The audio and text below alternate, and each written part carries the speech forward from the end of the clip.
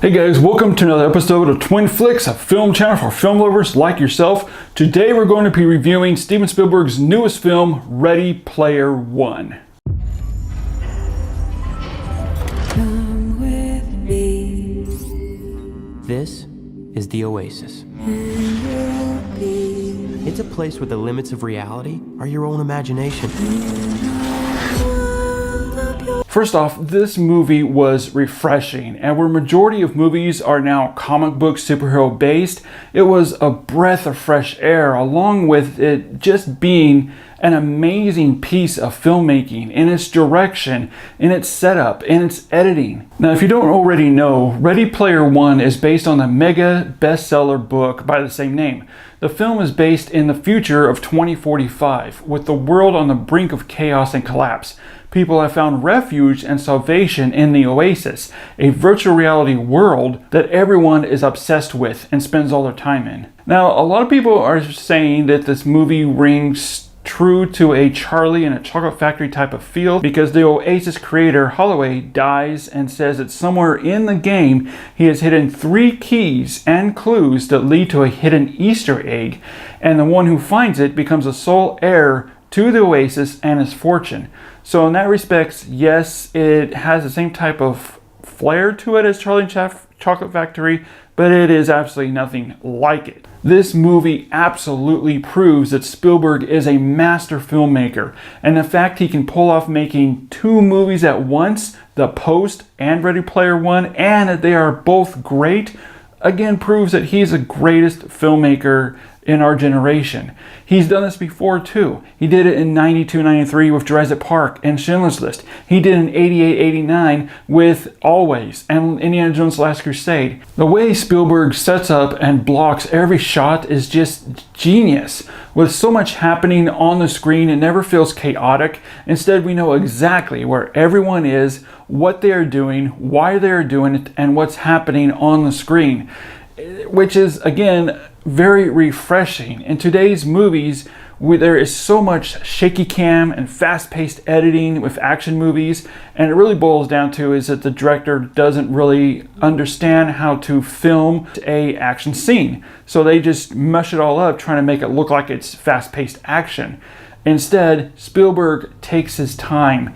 The geography in this movie is just perfect. You understand it. It flows well. You know why this person is doing what he's doing at this particular scene while this other person over here is doing what they're doing. But now I want to talk about the nostalgia of the movie.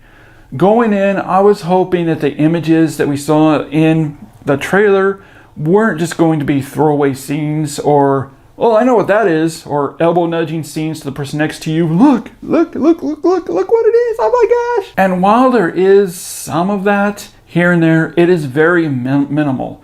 Instead, Spielberg understands how to use the nostalgia. Each nostalgic item from the DeLorean to the Iron Giant are used for a purpose in the movie and to further along the plot. It's not just vomiting nostalgia on the screen just for nostalgia's sake, or for somebody that grew up in the 80s and 90s to say, oh look, oh my gosh, it's there, did you see that? No, it's not like that. Spielberg craftily uses it for the story. Along with the effects, they were absolutely jaw-dropping.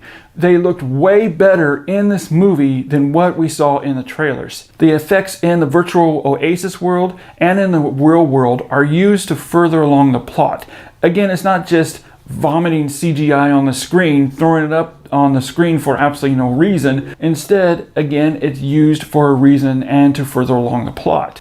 This does suffer somewhat in the character development. I did want to see more of the lead character, Ty Sheridan's character, and I want to see more of that. I want to see more of his family life. And more from the characters. Also, Ben Mendelsohn is a good villain. He's a great villain, but I kind of wish that he was just a little bit more evil in this movie, because he kind of seems like a pushover sometimes throughout the movie. There's also one scene in particular that was so well done because it was so creepy, scary, intense, and also funny all at the same time, and it gelled perfectly together. It is easily one of the best scenes in the movie. We had a huge smile on our faces from ear to ear, from the opening credits to the end credits. So guys, I'm sure you already know what the score we're going to give this. We're going to give Ready Player One a 5 out of 5, and that's not something easy for us to give. We don't normally give that high of a score, but with this movie, Spielberg has done it again. It's classic Spielberg at his best. But now I want to hand this video over to you. If you've seen Ready Player One, let me know what you thought about it, and let me know what your favorite Spielberg movies are. As always, guys, thanks so much for watching, and we'll see you in the future.